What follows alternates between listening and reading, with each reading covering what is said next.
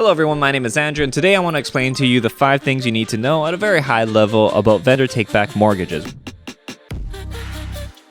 And just so you guys know, if you want a more detailed video about how VTBs work and how to structure such a deal, you should check out Ping's video next. We're going to leave a link to it in the description below where he's going to go into detail into this exact thing. So the first thing we're going to talk about here is what a VTB is. We're going to talk about why people do it. We're going to talk about some key benefits to the buyer and the seller, about some challenges in the execution of such a thing because it's not always going to be straightforward. Finally, we're going to end with some tips and tricks about how to make this type of thing work for your benefit. So let's get started. A vendor take-back mortgage is when the vendor, who is the seller, is going to be taking on the primary mortgage position or secondary, depending on how you're structuring it, in order for you to acquire the property. So let's just say I own a property and it's $800,000 and I own it outright. I don't have a mortgage on it. And you come to me and you say you want to buy it. Maybe for whatever reason you can't get financing from a bank, and thereby you might say, hey Andrew, are you willing to do a vendor take back with me? And then I might say, yeah, sure, no problem. Let's set up some terms, and maybe I'll structure it the exact same way I would do it with the bank, where you give me 25%, which is $200,000, and I finance